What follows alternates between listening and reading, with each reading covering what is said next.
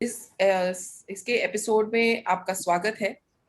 मैं brain behaviour research foundation of India की तरफ से आपका स्वागत करती हूं और हमारे इस एपिसोड में साथ देने के लिए हैं सुलेखा चंद्रा जी, जो कि ज्ञान पैराडाइज की फाउंडर है। नमस्कार सुलेखा जी। नमस्कार डॉक्टर मीना जी, बहुत बहुत धन्यवाद जी। और आज देखिए हम मिल रहे हैं एक बहुत ही पावन समय पे, जबकि हम आज इंटरनेशनल डे ऑफ योगा मना रहे हैं और ये 7वां साल है जब हम इसको मना रहे हैं। तो आज का हमारा जो जो बातचीत होगी वो होगी कि योग हमारे स्वस्थ जीवन के लिए कितना उपयोगी है, इसके बारे में हम बात करेंगे। और देखिए संयोगवश हमने जिस बात पे बात करने के लिए आज ये सेशन रखा है, तो आज इस साल जो योगा का जो थीम है वो भी यही है, yoga for wellness, mental and physical health both.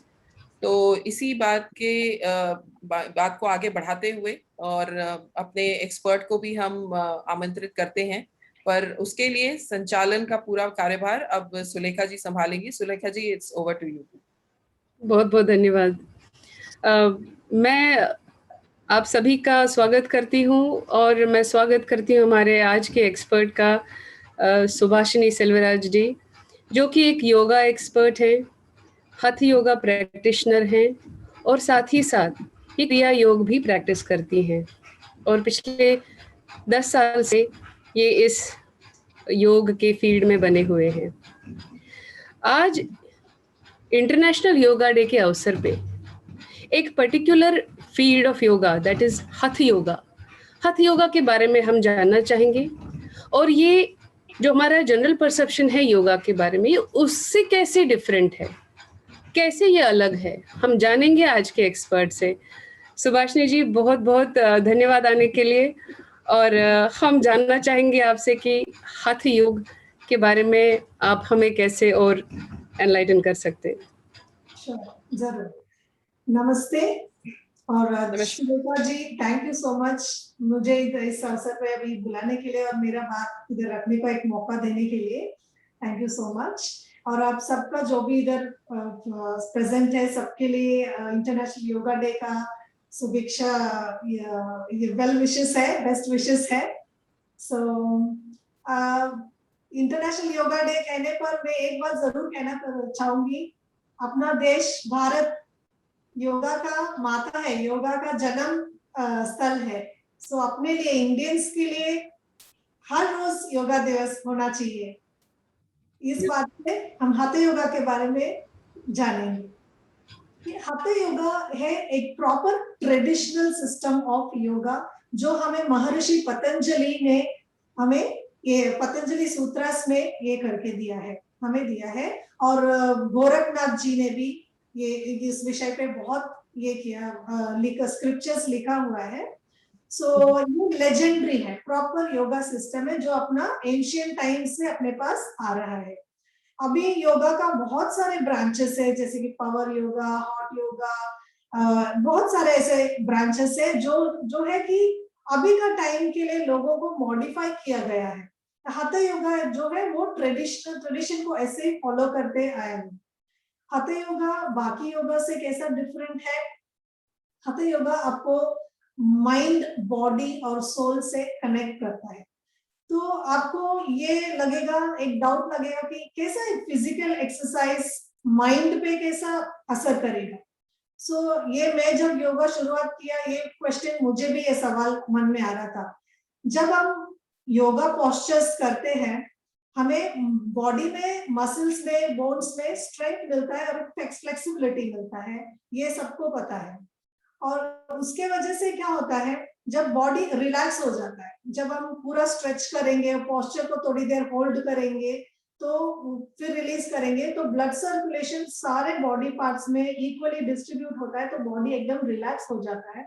और जब आप प्राणायाम के लिए, मेडिटेशन के लिए बैठते हैं, आपका बॉडी कोऑपरेट करता है आपको प्राणायाम और प्रॉपर ब्रीदिंग में और मेडिटेशन में कॉन्सेंट्रेट करने में आपको ये करता है। तो इसमें फिजिकल बेनिफिट्स होता है, ब्रीदिंग बेनिफिट्स होता है, आपका बॉडी रिलैक्सेशन भी होता है और आपका माइंड कंसंट्रेशन भी होता है। ये होता है हठ योगा। और हठ का एक्चुअल मीनिंग क्या है? हमारा शरीर में, हमारा राइट साइड को बोलते हैं पिंगला, और लेफ्ट साइड को बोलते हैं इडा, पिंगला इडा। और लेफ्ट साइड को मून के साथ कनेक्ट करते हैं, राइट साइड को सन के साथ कनेक्ट करते हैं। उसको राइट साइड को शिव बोलते हैं, लेफ्ट साइड को शक्ति बोलते हैं। तो जो राइट साइड है वो हीट एनर्जी है और लेफ्ट साइड है बेसिकली कोल्ड एनर्जी है। हा मतलब सन, था मतलब मून। जब ये दोनों एनर्जीज इक्वली बैलेंस होता है, हम लोग hatha योगा प्रैक्टिस करते वक्त दोनों नाडीज इक्वली बैलेंस होता है और हम लोग, हमारा जो 7 चक्र है वो बैलेंस होना शुरू होता है। तो जो हीट एनर्जी और लाइट एनर्जी को एक साथ बैलेंस करके हमारे सिस्टम को नॉर्मली फंक्शन करने में मदद करता है, उसे बोलते हैं hatha योगा। तो hatha योगा में हमें पॉस्चर्स है, दैट इज आसनास है, ब्रीदिंग टेक्निक्स है, रिलैक्सेशन टेक्निक्स है और मेडिटेशन है। ये पूरा पैकेज hatha योगा में आता है। बहुत बहुत धन्यवाद।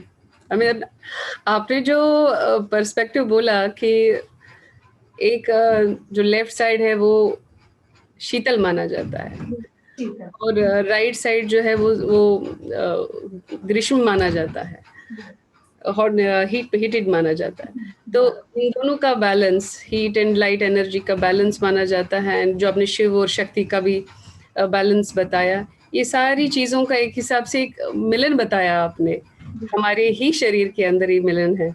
hatha yoga is all about balance। अपने कैसा बैलेंस में इसके जब heat energy, mind body soul भी एक बैलेंस में आ जाता है। और अभी का सिचुएशन में जो चल रहा है अभी कोविड का सिचुएशन में, not only physical strength, physical immunity, mental strength is also very important. So hatha yoga बहुत मदद होता है उसमें, hatha योगा प्रैक्टिस में। डॉक्टर मीना जी, आप कुछ पूछना चाहेंगे इधर?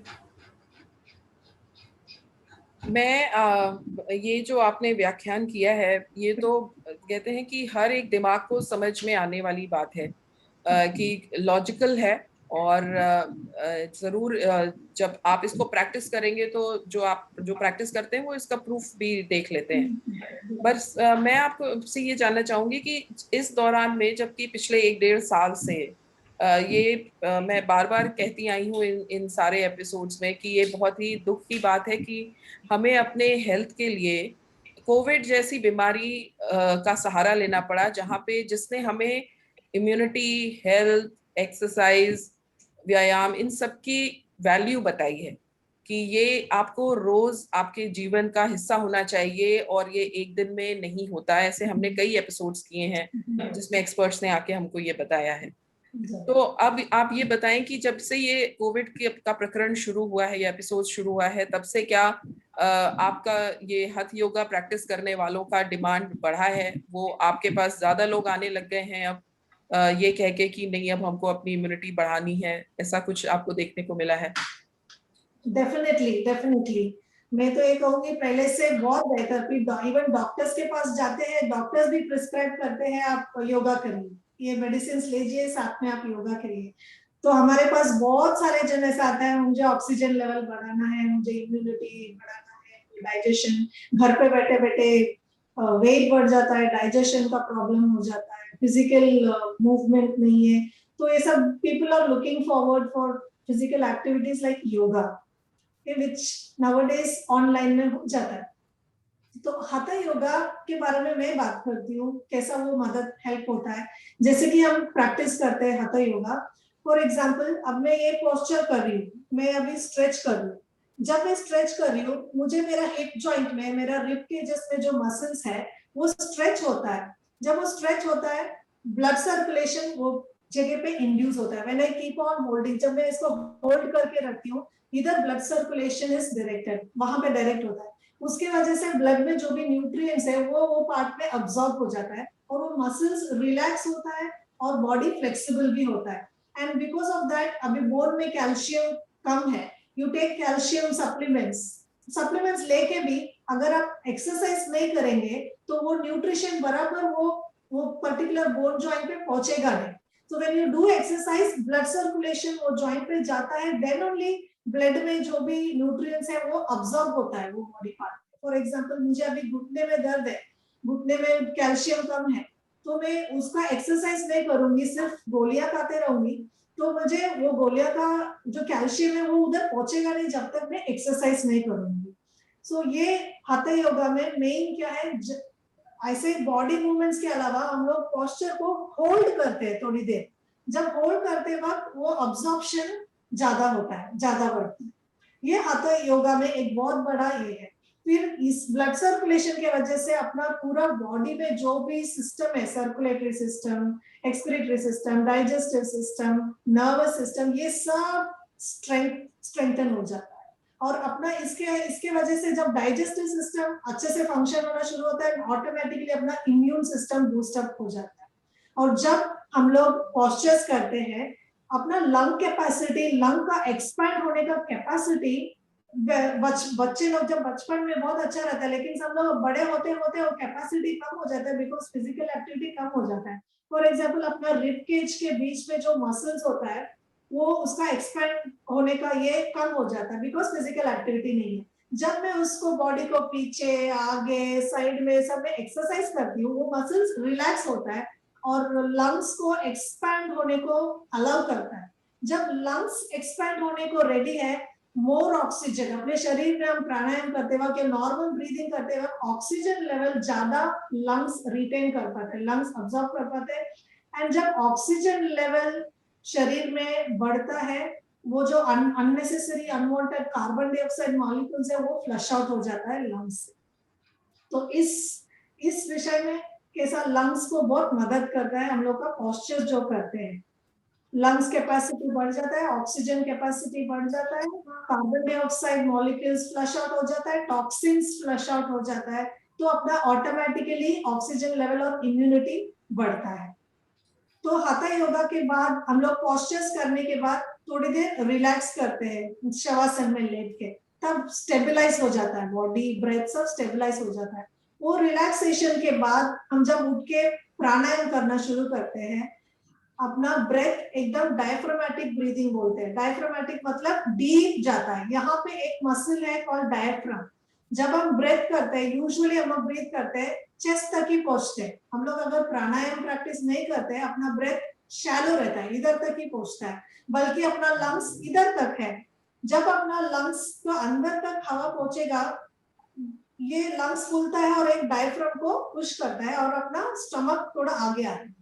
फिर अपना रिलीज करते वक्त स्टमक रिलीज होता है, डायफ्राम रिलीज होता है और लंग्स कॉन्ट्रैक्ट होता है।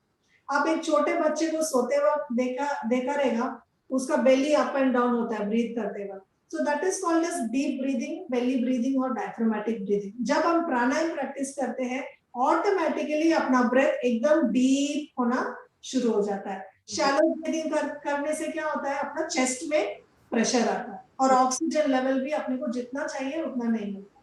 फिर ये हुआ प्राणायाम। ये थोड़ी देर प्राणायाम प्रैक्टिस करने के बाद हम जब मेडिटेशन पे बैठते हैं, आंख बंद करके ऐसे शांत बैठ जाते हैं, स्लोली अपना ब्रेथ स्लो डाउन हो जाता है। जब अपना ब्रेथ स्लो डाउन होता है, ऑटोमेटिकली अपना माइंड स्लो डाउन हो जाता है। ये प्रैक्टिस करने से समझ में आएगा। जब आप माइंड स्लो डाउन होता है, आपका थॉट प्रोसेस जो है, जो एजिटेट होता है, वो भी धीरे धीरे कंट्रोल। लाइक डॉक्टर ने जैसे बोला कि एक दिन में नहीं होने वाला है, इसके लिए रेगुलर प्रैक्टिस बहुत जरूरी है। आप 3 हफ्ते भी रेगुलरली प्रैक्टिस करेंगे, इसका असर आपको डेफिनेटली मालूम पड़ेगा। आप कैसा इंप्रूवमेंट, आपके ब्रेथ में इंप्रूवमेंट, आपका पोस्चर में इंप्रूवमेंट, आपका मेंटल हेल्थ में इंप्रूवमेंट, ये सब मालूम पड़ेगा। बिल्कुल।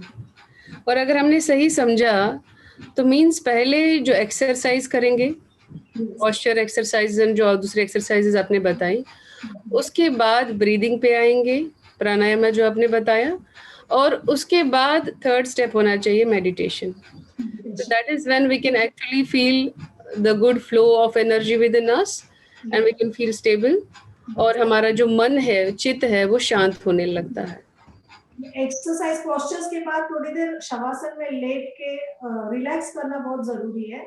उसके बाद आप प्राणायाम स्टार्ट कर सकते हैं और उसके बाद आप मेडिटेशन में बैठ सकते हैं। ऑलराइट। क्या इसकी कोई ऐसी अवधि है कि हमें खाने से कितनी देर पहले और दिन में कितनी बारी किया जा सकता है, और उसकी अवधि क्या होनी चाहिए? कुछ ऐसा इस बात पे आप हमें बताएं। जैसे अभी कोई भी एक्सरसाइज है, आपको पता है, और स्पेशली योगा अर्ली मॉर्निंग्स में करना बहुत अच्छी बात है। जैसे सनराइज के टाइम पे करेंगे तो अपना माइंड फ्रेश रहता है, बॉडी फ्रेश रहता है आफ्टर स्लीप। उसके बाद अपना बॉवल्स भी एम्प्टी हो जाता है, अपना स्टमक भी रिलैक्स्ड रहता है। स्टमक में डाइजेशन के लिए कुछ प्रोसेस नहीं है, तो एनर्जी पूरा अपना योगा में दे सकते हैं। अपना पॉस्चर्स में हम एनर्जी को डायरेक्ट कर सकते हैं। मॉर्निंग आवर्स और बेस्ट फॉर योगा। अगर मॉर्निंग में नहीं होता है, किसी को वर्क के वजह से, वर्किंग टाइमिंग्स के वजह से मॉर्निंग नहीं होता है, या किसी को स्लीपिंग हैबिट्स के वजह से जल्दी उठने का आदत नहीं होता है, या फिर किसी को मॉर्निंग्स में थोड़ा स्टिफनेस रहता है मसल में, मॉर्निंग नहीं कर पाते, तो वो लोग को इवनिंग में सनसेट के टाइम लाइक अराउंड 5 to 6:30 तक ये टाइम पे बीच में करना बहुत अच्छी बात है। तो शाम का टाइम करने, लेकिन मॉर्निंग करने से क्या होता है, पूरा दिन आप उसका इफेक्ट आपको मालूम पड़ेगा। पूरा दिन यू विल फील एनर्जेटिक, उसका वो एनर्जी फ्लो, वो बॉडी में लाइटनेस, हमने कुछ किया करके वो जो हैप्पीनेस हो, माइंड स्टेबिलिटी, ये सब आपको मालूम पड़ेगा। अगर कोई भी कारण की वजह से मॉर्निंग नहीं होता है तो कोई बात नहीं, something is better than nothing, आप इवनिंग में भी कर सकते हैं, that also gives you good results. So खाने के बारे में खाने के बारे में पूछा हो तो एटलीस्ट 3 आवर्स का गैप होना चाहिए आपको योगा प्रैक्टिस करने के लिए। आप मील्स किया तो मिनिमम 3 आवर्स गैप आपको देना चाहिए। उसके पहले आप योगा प्रैक्टिस करेंगे तो आपको पूरा एनर्जी आपका डाइजेशन प्रोसेस में रहेगा, फिर वो अच्छी बात नहीं है, बॉडी कंफ्यूज हो जाएगा मैं किधर एनर्जी डालेगा। तो मिनिमम 3 आवर्स का गैप दीजिए, और योगा आसना के बाद एक हाफ एन आवर गैप के बाद आप कुछ भी ले सकते हैं। ओके, तो अभी आप हमें कुछ आसन्स दिखाएंगे इस समय हठ योग के, जो बेनिफिशियल सभी के लिए। तो अब मैं बहुत डिफिकल्ट आसनास में नहीं दिखा रही हूँ, एकदम सिंपल बैठे बैठे कैसा आपका बॉडी को आप स्ट्रेच कर सकते हैं, उसको भी आसना ही बोलते हैं। उसके बाद आप मेडिटेशन ब्रीदिंग में कैसा जा सकते हैं मैं आपको सिखाती हूँ। तो हम स्टार्ट करेंगे। फर्स्ट आपका मैट रहेगा तो मैट पे बैठ जाइए और कंफर्टेबल पोज में बैठ जाइए। इसको बोलते हैं सिद्धासना, तो इसको सुखासना बोलते हैं। नॉर्मल क्रॉस लेग पोस्चर में भी बैठ सकते हैं, आपको जो पोज कंफर्टेबल है उसमें बैठ जाइए। पहला हम एक साइडवर्ड बेंड पे जाएंगे, तो आपका राइट हैंड नीचे रखिए और इनहेल करते वक्त लेफ्ट हैंड को ऊपर कीजिए। ऊपर खींचते वक्त पूरा लेफ्ट साइड को आप लेंथन करना चाहिए। तो इनहेल लेंथन, एक्सेल करते वक्त स्लोली राइट साइड में बेंड कीजिए, और पोस्चर होल्ड करते वक्त आपको सांस नॉर्मली लेना चाहिए, ब्रेथ को होल्ड करके नहीं रखना है। तो होल्ड यूजुअली किस काउंट तक हमें करना चाहिए? बिगिनर्स रहेगा तो एक 10 सेकेंड्स तक कर सकते हैं। जो ऑलरेडी प्रैक्टिस करते हैं 20, 30, even for 1 minute they can hold if they are advanced practitioners. So अभी हम 20 सेकेंड्स के लिए होल्ड करेंगे। 1, 2, 3, 4, 5, 6, 7, 8, 9, 10, 11, 12, 13, 14, 15, 16, 17, 18, 19, 20. Slowly inhale, exhale. अभी आपको लेफ्ट साइड और राइट साइड का फर्क अच्छे से मालूम पड़ेगा। लेफ्ट साइड थोड़ा रिलैक्स लगेगा, राइट साइड थोड़ा टाइट लगेगा। अभी हम इसको कॉम्पेंसेट करेंगे। Now inhale, lengthen your right side, exhale करते वक्त लेफ्ट साइड में टर्न करना है। आपको शोल्डर्स ईयर से दूर रहना है, शोल्डर्स को ऐसा श्रिंक नहीं करना है, शोल्डर्स को रिलैक्स रखना है और पूरा ये साइड को स्ट्रेच करना है। Breathe normally. 1, 2, 3, 4, 5, 6, 7, 8, 9, 10, 11, 12, 13, 14, 15, 16, 17, 18, 19, 20. इनहेल करते करते ऊपर आइए, एक्सहेल करते करते हाथ को नीचे। तो अभी अपना हिप जॉइंट्स और रिब केजेस अच्छी तरह से रिलैक्स हो गया। अभी हम एक फॉरवर्ड बेंड पे जाएंगे। जो हम साइडवर्ड बेंड किया इसको अर्धचंद्रासना बोलते हैं, half moon pose. अर्धचंद्र, Ardha Chandrasana. Subhashini जी, मैं आपसे ये जानना चाहूंगी, कुछ लोग ऐसे हैं जिनके घुटनों में दर्द होता है, हाँ। तो वो अक्सर कहते हैं कि वो सुखासन भी नहीं कर पाते हैं, वो बैठ नहीं पाते हैं, तो उनके लिए क्या ट्रिक होगा? चेयर में बैठे बैठे कर सकते हो, वो चेयर में बैठ अच्छा सकते हो और जस्ट ऐसा साइड बोर्ड में हाथ स्ट्रेच करके एक हाथ चेयर के इस पे रख के ऐसा साइड बोर्ड बेंड कर सकते अच्छा, तो जो हो। कुर्सी पे बैठ के भी इसको आसन को किया जा सकता है, उसके भी उतने ही बेनिफिट्स होंगे जितना कि अगर आप बैठ के करेंगे। अभी जी, मैं जो भी आसन दिखा रही हूँ वो सब कुर्सी पे कर सकते हैं। ओके। अभी नेक्स्ट फॉरवर्ड बेंड, अगर आप कुर्सी पे बैठे हैं, सामने कुछ टेबल वेबल कुछ रख के उसके ऊपर आप लेट सकते हैं। तो अभी एक फॉरवर्ड बेंड में जाएंगे, इसको पादहस्तासना बोलते हैं या फिर एक्सटेंडेड बालासना बोलते हैं, पर वो पादहस्तासना खड़े खड़े करते हैं, यहाँ पे हम लोग कंफर्ट के लिए बैठ के करते हैं। तो आप इनहेल करते वक्त आपका स्पाइन को लेंथन करना है, स्पाइन को स्ट्रेच करना है, एक्सहेल करते करते फॉरवर्ड बेंड में जाना। आपको सर कितना दूर जाता है उतना ही लेके जाना है और यहाँ पे होल्ड मतलब करना है। ये तो आपके सालों का प्रैक्टिस है कि आप टच कर पा रहे हो जमीन को। तो हमें आगे हाथ जोड़ने हैं कि हाथ हमें दूर रखने हैं? हाथ ऐसा दूर रखना है, अच्छा, ऐसा हाथ रखना है, ऐसा हाथ दूर रखना है, हाँ, जुड़ना नहीं है, दूर रखना है। ओके। We'll count for 20. 1, 2, 3, 4, 5, 6, 7, 8, 9, 10, 11, 12, 13, 14, 15, 16, 17, 18, 19, 20. धीरे धीरे इनहेल करते करते ऊपर आ जाइए। तो ब्रेथ होल्ड के साथ साथ तो आपने आसन भी कर लिया, और एक in a way it's pranayama also, yes yes, है ना? जब इट्स आप अ कॉम्बिनेशन। हाँ, यस इनहेल करते हैं तो ब्लड सर्कुलेशन होता है, एक्सहेल करते वक्त बॉडी रिलैक्स होता है। रिलैक्स ओके, हो जाता सो अभी फॉरवर्ड बेंड किया, उसका कॉम्पेंसेट करने के लिए एक बैकवर्ड स्ट्रेच करेंगे। तो दोनों हाथ पीछे रख के उठते वक्त अपना हिप को थोड़ा ऊपर उठाना है और थोड़ा सर को पीछे। है। तो 1, ये योगा का बहुत बड़ी खासियत है कि इसमें बैलेंसिंग रहता है, यानी आपने एक साइड किया तो दूसरे साइड को भी बैलेंस करना है। 8, 9, 10, 11, 12, 13, 14, 15, 16, 17, 18, 19, 20. धीरे धीरे आना है।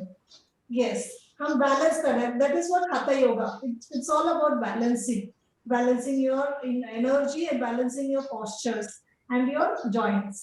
और जिनको अभी घुटनों एक में और दर्द है वो हमारा इसको बेड पे बैठ के कर सकते हैं। तो चेयर में बैठ के कर सकते हैं, चेयर के पीछे बाजू हैंडल पकड़ के जस्ट हाँ, उठाने की जरूरत नहीं है। Just if you go into a very gentle backward bend like this, आपका लोअर बैक को आगे पुश करना है, अपर बैक को पीछे लेके जाना है, तो you will get a nice deep stretch. तो ये भी चेयर में बैठ के कर सकते हैं। ओके, सो अभी हम लोग ने एक साइडवर्ड स्ट्रेच किया, एक फॉरवर्ड बेंड किया और एक बैकवर्ड बेंड किया। अभी हम एक ट्विस्ट करेंगे। ओके, सो इसके लिए मैं मेरा राइट हैंड को लेफ्ट नी पे रख रही हूँ और मेरा लेफ्ट हैंड पीछे है। It's a very simple twist. Now just twist your body towards the left. Okay, 1, 2, 3, 4, 5, 6, 7, 8, 9, 10, 11, 12, 13, 14, 15, 16, 17, 18, 19, 20. धीरे धीरे जेंटली रिलीज कीजिए। ये आपका बैक मसल्स को, स्पाइनल मसल्स को अच्छी तरह से स्ट्रेंथन करेगा और आपका डाइजेस्टिव सिस्टम के लिए बहुत अच्छा है। Now we will do it on the other side. 1, 2, 3, 4, 5, 6, 7, 8, 9, 10, 11, 12, 13, 14, 15, 16, 17, 18, 19, 20. ये रहा ट्विस्ट। ट्विस्ट में बहुत वैरायटीज है। एक तो अर्ध मत्स्येंद्रासना है जिसमें आप एक कंप्लीट ट्विस्ट में जाते हैं। ऐसा I will show it from the sides. तो ये एक ट्विस्ट होता है. अगर ये नहीं होता है तो you can stretch your legs forward and just simply hold your knees and then twist. So इसमें क्या होता है, आपका thigh muscles, buttock muscles, ये सब stretch होता है. Even if you're sitting on a chair, just have your hand on the arms of the chair and then keep your other hand on the knees and just twist. Chair का back side में हाथ रखने का और एक अच्छे से twist देने का. And the main thing is आपको थोड़ी देर hold करना है pose, तभी आपको उसका effect मालूम पड़ेगा. Just by simply moving or twisting like this आपको इतना effective नहीं लगेगा. Okay, so these are the twists. Now we'll go into one more pose. जिसको ये possible है, you can do this. अगर ये possible नहीं है तो simply पैर ऊपर डाल सकते हैं. अगर चेयर में बैठे हैं तो एक पैर के ऊपर, जस्ट हम लोग बैठते हैं वैसा एक पैर के ऊपर डाल के बैठ सकते हैं. So now I'll show you the proper asana. आपको जैसे comfortable है आप कीजिए. This is called Gomukh asana. Gomukh means cow's face. So this portion looks like cow's face with cow's ears. Okay. This is very good for your legs and for your hands. And also for spinal health. तो अभी मैं inhale करते हुए right hand ऊपर कर रही हूँ और left hand को पीछे ले रही हूँ और दोनों fingers को interlock करना है ऐसा. अगर इंटरलॉक नहीं हो रहा है तो जहां तक पहुंच रहा है वहां तक ही हाथ लेके जाना है, पर स्पाइन स्ट्रेट रखना है. अगर इसको इंटरलॉक करने के लिए हमें ऐसा ऐसा क्रूकड नहीं करना है स्पाइन को. Spine should be straight, neck should be straight, your elbows should be Poynting the sky और होल्ड करना है. कोई भी पोस्चर में ब्रेथ को होल्ड करके नहीं रखना है. यू शुड ब्रीथ नॉर्मली, तभी ब्लड सर्कुलेशन इवनली होगा. So 1, 2, 3, 4, 5, 6, 7, 8, 9, 10. Slowly release. एकदम slowly release करना है. Otherwise अपना इधर arms में जो tendons है वो फटने का chances है, तो do it very slowly. अभी हम opposite side में करेंगे. अभी मेरा left leg ऊपर है तो मेरा left hand ऊपर रहेगा. 1, 2, 3, 4, 5, 6, 7, 8, 9, 10, 11, 12, 13, 14, 15. Okay. Slowly release and slowly release your legs. So this was Gomukh asana. ये करके आप legs, hands release करने के बाद आपको बहुत आराम मिलेगा. हाथ में, थाइस पे, काफ मसल्स पे सब. और एक आर्म्स के लिए और इसके लिए हम करेंगे. तो इसमें हम राइट लेग को लेफ्ट लेग के ऊपर रखेंगे. इसको गरुड़ासना बोलते हैं. तो मेरा राइट लेग ऊपर है तो मेरा राइट हैंड को मैं सेंटर में लेके आती हूँ और लेफ्ट हैंड को नीचे से घुमाती हूँ, इसको ट्विस्ट करके, और मेरा हाथ को ऊपर करना है. हाथ को ऊपर करके I am going to hold it for 10 seconds. 1, 2, 3, 4, 5, 6, 7, 8, 9, 10. Slowly हाथ रिलीज कीजिए. Stretch them to the sides and then slowly relax. Now we'll do it on the other side. Slowly दूसरा पैर ऊपर लेके आना है. अभी मेरा लेफ्ट लेग ऊपर है तो मेरा ऑपोजिट हैंड ऊपर है. I'm sorry, राइट हैंड ऊपर. Okay. 1, 2, 3, 4, 5, 6, 7, 8, 9, 10. जिसको ये पूरा हाथ ऐसा रोल करने को नहीं होता है, you can simply hold like this. It is just to strengthen your arms. Simply कर सकते हैं, या फिर you can do this also. Okay. Okay. Now release your legs. So this was the twist of your arms and legs. हमने एक forward bend किया, sideward bend किया, backward bend किया, ट्विस्ट किया, फिर आर्म्स एंड लेग्स के लिए exercise. Now we'll do one more last pose and then we'll do a small breathing exercise. Okay. So this is called Parvatasana. Parvatasana, actually it comes in proper Padmasana. Padmasana में बैठने नहीं हो रहा है, कोई बात नहीं, you can sit in normal cross leg pose, और you can sit on the chair also, और you can just ardha Padmasana बोलते हैं इसको, इसमें भी आप बैठ सकते हैं. Okay, so now I will do it in padmasana. So now I'm going to inhale, bring my palms together, lengthen my spine, और elbows को relax करना है, पर spine को अच्छे से stretch करना है. And I'm going to close my eyes. 1, 2, 3. Breathe normally. 4, 5, 6, 7, 8, 9, 10.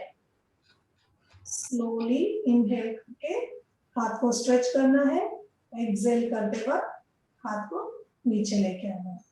अभी पर्वत आसना आपका मेडिटेशन के लिए, बहुत मेडिटेशन स्टेट में जाने के लिए बहुत अच्छा है. ये पद्मासना आपका एंकल्स के लिए बहुत अच्छा है, and it's a proper yogic pose. It's also called as a proper yogic pose. Okay, so now we will get into breathing exercise. अभी आफ्टर ऑल दिस पोस्चर्स आपका बॉडी एकदम मसल्स स्ट्रेच हुए, थोड़ा रिलैक्स्ड फील होएगा. Joints में जहाँ पे भी टाइटनेस था वो सब रिलैक्स हो गया. अभी यहाँ पे ब्रीदिंग के लिए भी अपने को इजी पड़ेगा. Now we will practice a normal breathing technique called diaphragmatic breathing. Keep your left hand on your chest, right hand पेट में रखिए और start breathing normally. Normal breaths लीजिए और ब्रीथ करते वक्त सी टू दैट आपका पेट आगे जा रहा है इनहेल करते वक्त, और एक्सहेल करते वक्त पेट अंदर जा रहा है. Your chest should not go up and down like this. अगर ऐसा हो रहा है मतलब आपका ब्रेथ शैलो हो रहा है. चेस्ट को एकदम रिलैक्स रखिए, खाली पेट आगे जाना चाहिए और पेट अंदर जाना चाहिए. जस्ट प्रैक्टिस कीजिए थोड़ी देर. पोस्ट कोविड रिकवरी में भी ये वाली एक्सरसाइज बताई जाती है. सॉरी, पोस्ट कोविड रिकवरी जो पेशेंट्स हैं जो कोविड से रिकवर कर रहे हैं, उन्हें ये वाली एक्सरसाइज बताई जाती है. उनको ज्यादा एडवांस प्राणायाम करने से अच्छा जस्ट डीप ब्रीदिंग सीखने से उनको ऑक्सीजन लेवल में बहुत फर्क है. और एंजाइटी के लिए भी ये प्राणायाम बहुत ये हेल्पफुल है. जिसमें पेशेंट्स में एंजाइटी है, टेंशन है, स्ट्रेस है, जस्ट एक डीप ब्रीदिंग ऐसा एक 10 टाइम्स करना है. एंड देन हाथ को निकाल के हाथ के बिना प्रैक्टिस करना है 5 बार. आपको नॉर्मली ब्रीथ करते वक्त चेस्ट में मूवमेंट होना नहीं चाहिए, सिर्फ पेट पे आगे पीछे एकदम जोर से नहीं, हल्का सा आगे हल्का सा पीछे महसूस करना है. तो इससे क्या होता है, आपका रिप मसल्स रिलैक्स होता है, लंग्स एक्सपैंड होता है, आपका डायफ्राम भी एकदम मूवमेंट अच्छा होता है इसमें. तो इसको डायफ्रामेटिक ब्रीदिंग या डीप ब्रीदिंग बोलते हैं. Whenever you start something, whenever your anxiety, जब आपको है स्ट्रेस्ड है, तुरंत बोलते हैं ना टेक अ डीप ब्रेथ, इसको ही बोलते हैं वो deep breath. Okay, so deep breath का देखो शोल्डर मूव नहीं होना चाहिए, चेस्ट मूव नहीं होना चाहिए, शोल्डर चेस्ट एकदम रिलैक्स्ड, सिर्फ belly should go in and out. So ये हुआ deep breathing. One more exercise, breathing exercise I'll teach you, which is again helpful for increasing your lung capacity. So inhale करते वक्त you have to bring your hands up, interlock it. Just hold करना है 3 counts को, 1, 2, 3. breath को hold करना है और exhale करते वक्त हाथ को नीचे लेके. Inhale करते वक्त ऊपर, when you go up, your muscles are relaxed, they are stretched. तो lungs को जगह मिलता है expand होने के लिए. And then when you come back, relax. ऐसा एक 10 बार करना है. Deep breathing 10 bar, and this 10 times your lungs are ready for any type of pranayams. Okay? So जैसे हमने प्राणायाम किया, अभी हम थोड़ा मेडिटेशन के अंदर जाएंगे.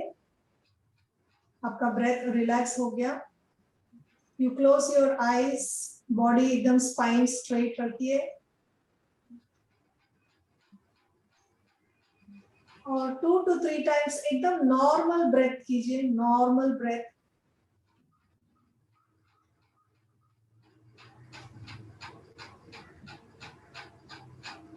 डायफ्रामेटिक ब्रीदिंग स्टार्ट कीजिए। आपका पेट आगे जा रहा है, पेट अंदर जा रहा है।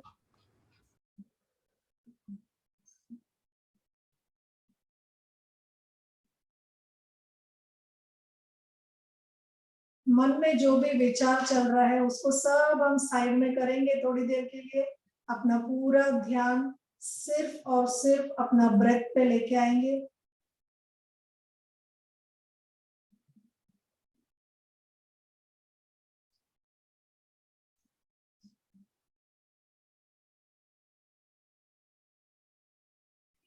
पूरा ध्यान ब्रेथ पे लेके आइए।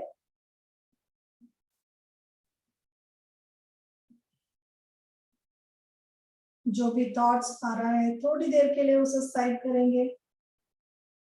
पूरा फोकस ब्रेथ पे रखेंगे।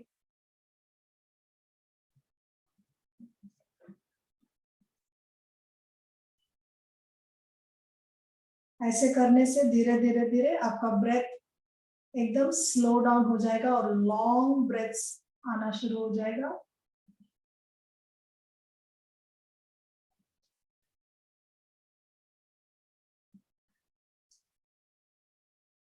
और जैसे जैसे ब्रेथ स्लो होते जाता है ना, माइंड एकदम रिलैक्स होते जाएगा।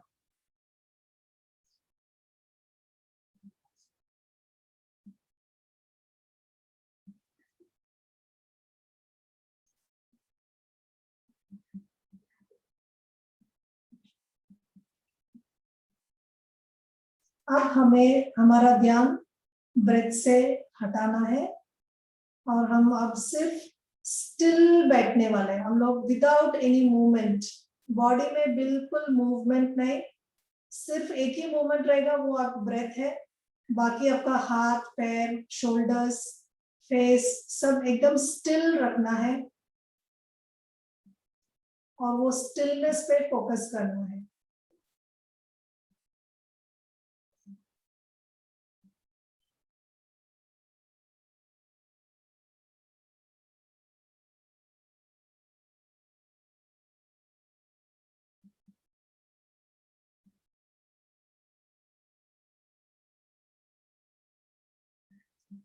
जैसे आप स्टिल बैठे हैं, आप ऑब्जर्व कीजिए, खुद के अंदर जाके देखिए आपका बॉडी कैसा महसूस कर रहा है, आपका ब्रेथ कितना अच्छा फील हो रहा है, आपका मन कितना शांत हो गया,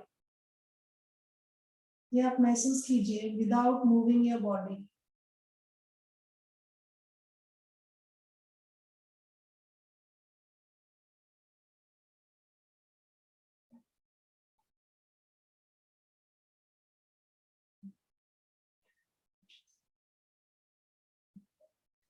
अब हम धीरे धीरे अपना दोनों हाथ को अंजलि मुद्रा में लेके आएंगे और ओम चैंट करेंगे 3 बार। ओम,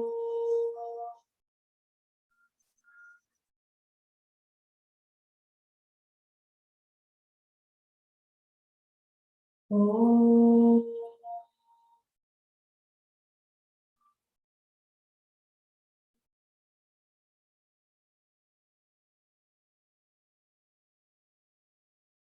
ओम।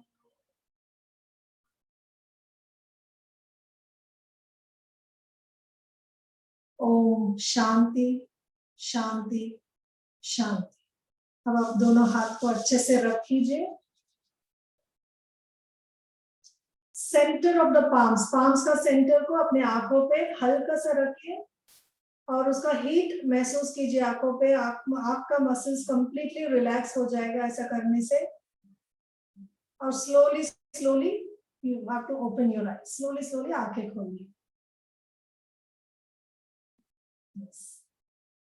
ये मैंने बहुत क्विकली बहुत किया क्योंकि टाइम कंस्ट्रेंट की वजह से। जब आप घर पे प्रैक्टिस करते हैं इसको थोड़ा लंबा समय तक थोड़ा और करेंगे, एक 5 मिनट्स एक्सटेंड करेंगे तो आपको बहुत अच्छा महसूस होगा। बिल्कुल आपने मैं बहुत ही बढ़िया, मुझे तो खुद ही लग रहा था कि मैं उसको करने लग जाऊं। पर मैं जो बीच में मेरे मन में ये प्रश्न आ रहा था कि बहुत ऐसे लोग हैं जो नहीं, बहुत सालों से उन्होंने कुछ किया है, कोई भी एक्सरसाइज नहीं की है, और उस वजह से उनको हेजिटेशन बहुत ज्यादा होता है कि मैं तो ये कुछ भी नहीं कर पाऊंगा। बराबर। तो मुझे ऐसा लगता है कि आपने जो कुछ भी बताया वो इतनी बेसिक है कि अगर आप वहां से ही शुरू करें और रोज प्रैक्टिस करें डेफिनेटली। तो धीरे धीरे करके आपका फ्लेक्सिबिलिटी, आपका स्टेमिना, ये सब इम्प्रूव होगा। और मुझे लगता है कि हफ्ते भर भी अगर आप इसको रेगुलरली कर लें तो अगले हफ्ते से आपको लगेगा कि आपका रेंज ऑफ मूवमेंट बढ़ गया है। डेफिनेटली डेफिनेटली विद इन 1 और 2 वीक्स आपको वो फर्क मालूम पड़ेगा। इसमें वेट से कुछ लेना देना है नहीं है। तो जो ओवरवेट है वो लोग भी करना शुरू करेंगे, मसल्स फ्लेक्सिबल हो जाता है। Once your muscles get flexible, आपको अपने आप में इंटरेस्ट आ जाता है, तो then you keep it going. ऐसा एग्जैक्टली, बिल्कुल। और आपने ये बहुत ये भी बता दिया कि घुटने के दर्द का भी कोई बहाना नहीं चल सकता। ये भी आपने साथ साथ बता दिया कि कोई ये अपने आप को नहीं समझा सकता कि मुझे तो घुटने में प्रॉब्लम है इसलिए मैं नहीं कर सकती। तो ये बहुत अच्छी बात रही। मेरे पास तो एक 85-year-old का लेडी योगा सीख रहे हैं, 85 years। तो वो daily I used to go to her house and इतना अच्छे से वो करते थे, एक छोटा बच्चे जैसा महसूस होता था। तो age doesn't matter, your weight doesn't matter, only thing is आपको स्टार्ट करना है।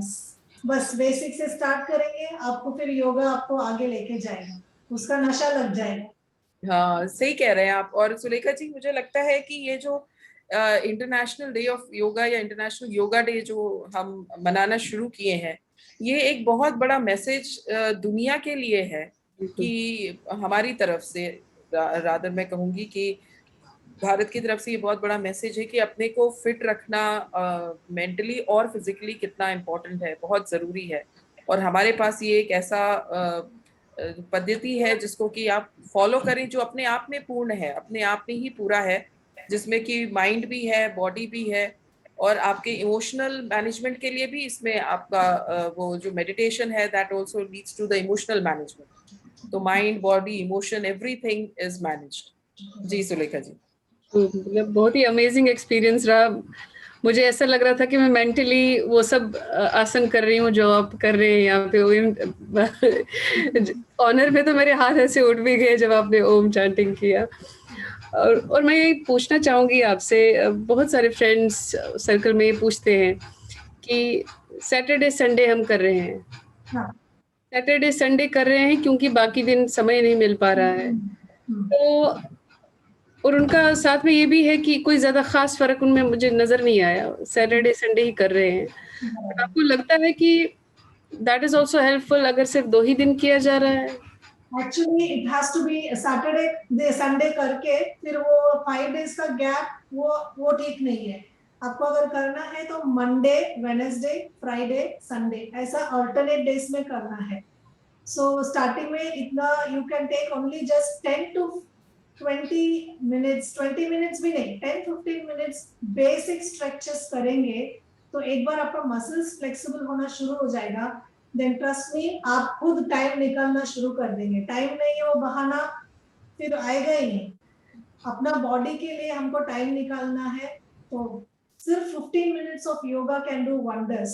जस्ट 15 मिनट का एक योगा सेशन आप खुद करेंगे, आपका लाइफ आप देखेंगे कितना डिसिप्लिन हो जाएगा। उसके आगे आपका ईटिंग हैबिट्स अपने आप चेंज होएगा, किसी को बोलने की जरूरत ही नहीं है। जैसे आप योगा स्टार्ट करेंगे, आप रेगुलर करेंगे, डेफिनेटली आपको 2-3 हफ्ते में थोड़ा तो रिजल्ट मालूम पड़ेगा। फिर अपने आप वो मेंटली वो डेवलप हो जाएगा, मुझे अभी ऐसा रहना है, ये खाना है, जल्दी उठने का हैबिट आ जाएगा, वो सारे सात्विक गुण आ जाएगा अपने अंदर।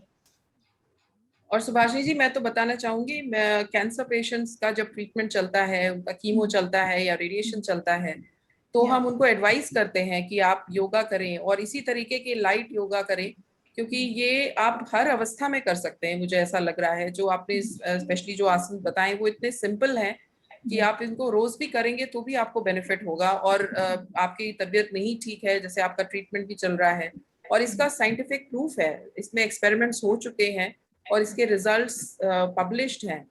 तो ये कोई हवा में या कहते हैं ना कि आपके फेथ के ऊपर बात नहीं हो रही है, ये it is all very scientific. तो बहुत बहुत धन्यवाद इतनी सिंपल एक्सरसाइजेस हमारे दर्शकों को बताने के लिए। जी सुलेखा जी। मैं ये साथ में ऐड करना चाहूंगी कि मेरा सौभाग्य है कि मैंने सुभाषिनी जी के साथ में योगा सीखा और इनके अंडर भी मैंने काफ़ी प्रैक्टिस सीखी। और जो भी प्रश्न हमारे दिमाग में सेशन स्टार्ट करने से पहले आते थे, हमने ये पाया कि जब सेशन एंड होने लगता था तो हमारे जो प्रश्न होते थे वो बदल जाते थे। हम कुछ प्रश्नों को लेकर हमेशा आते हैं और कुछ सोचते हैं कि आज शायद मुझे ये महसूस होगा, लेकिन जो महसूस हो रहा है उसके बेसिस पे हमारे प्रश्न ही बदल जाते थे। और हमने कई बार पाया है कि इवन सुभाषिनी जी भी ये कहती थी कि आप रुक जाइए, ये कीजिए, उसके बाद आप अपने जो क्वेश्चंस होंगे वो फिर डिस्कस करते हैं। और वही प्रक्रिया में हमने पाया कि हमारे क्वेश्चंस ही बदल जाते थे और वो इरेलेवेंस हो जाता था, क्योंकि हमारी एक नई फीलिंग अंदर जो आती थी वो एकदम उन प्रश्नों का जवाब जैसे होता था। मैं और एक बात कहना चाहूंगी, सबसे एक विनती रखना चाहूंगी, योगा हमारा देश का, हमारा अपना कल्चर है, उसके डेफिनेटली आगे बढ़ाइए। आप YouTube में आप क्लिक करेंगे, आज सब वेस्टर्नर्स योगा करते हैं, वेस्टर्नर्स हमको सिखाते हैं। इवन मेरा टीचर ट्रेनिंग का असेसमेंट जो लेते थे वो भी एक US से आए थे। वो दुख की बात है, हमारा कल्चर को हम नहीं आगे बढ़ेंगे, हमारे बच्चों को सिखाना है, हम नहीं बढ़ाएंगे तो कौन बढ़ाएगा? योगा उसको हम करना चाहिए, उसको अब जितना ये होता है उतना आप स्टार्ट करना चाहिए। हर इंटरनेशनल योगा डे पे थोड़ा बहुत आसना करके फिर एक साल पूरा भूल जाना, वो गलत बात है। आज से मन में आप ये थोड़ा 5 मिनट्स भी मैं करूंगी, लेकिन मैं स्टार्ट करूंगी, ऐसा ये मेरा विनती है सबसे। योगा अपना देश का कल्चर है, उसको प्लीज आगे बढ़ाइए, उसको ये मत होने दीजिए। जी, एरोबिक्स है और भी बहुत कैलिस्थेनिक्स और बहुत तरीके के एक्सरसाइज फॉर्म्स हैं, लेकिन योगा अपने आप में इसलिए पूर्ण है क्योंकि जैसा सुभाषिनी जी ने दिखाया कि उसमें 3 डिफरेंट मेथड्स हैं जो आपके पूरे बॉडी को और आपके जो इंटरनल हार्मोनल सिक्रीशंस जो कि फील गुड हार्मोन्स हैं उसको भी अफेक्ट करते हैं, आपके इमोशंस को कंट्रोल करने में आपकी मदद भी करते हैं। that is and it's a complete package जो मुझे समझ में आया। और सबसे बड़ी बात ये कि हर उम्र का, हर तरीके की फिजिकल कंडीशन के लोग इसको कर सकते हैं। इसमें बहुत हायर फॉर्म्स भी हैं जो बहुत इसमें अभ्यस्त हैं, वो लोग और टफ फॉर्म्स भी कर सकते हैं, टफ आसन्स कर सकते हैं, और जो बिगिनर्स हैं वो भी कर सकते हैं, बुढ़े भी कर सकते हैं, जो वृद्ध लोग हैं और उठ नहीं पा रहे हैं बेड से वो भी कर सकते हैं। So I mean there is something for everyone. और अब तो मुझे ये लगता है कि वो जो एक कहावत पहले दी थी कि an apple a day keeps the doctor away, few minutes of yoga a day will keep the doctor away. मुझे ऐसा लगता है कि अगर लोग इसको फॉलो करें तो few minutes of yoga a day will keep the doctor away.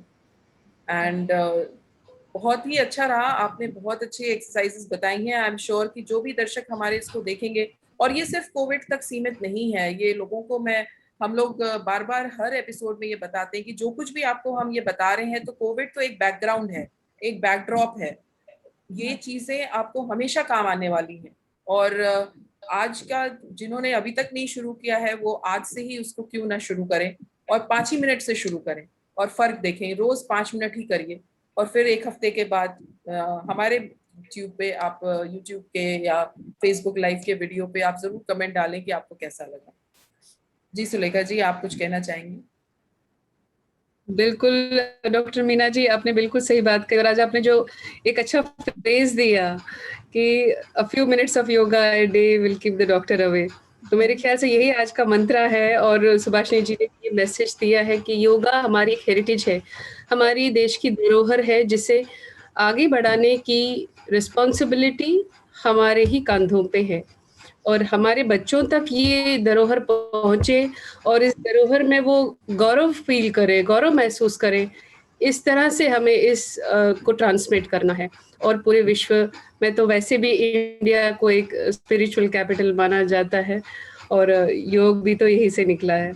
और मैं चाहूंगी कि जितने भी दर्शक हमें इसे देख रहे हैं, इस वीडियो को शेयर करें, और आपकी कोई क्वेश्चंस हो, आपकी कुछ फीलिंग्स हो इस वीडियो को देखने के बाद, या फिर आपने कुछ प्रैक्टिस किया हो इसको देखने के बाद, तो हमें ज़रूर बताएं, हमें इस बात का इंतज़ार रहेगा। बहुत बहुत धन्यवाद, और बहुत बहुत धन्यवाद सुभाषिनी जी, डॉक्टर मीना जी।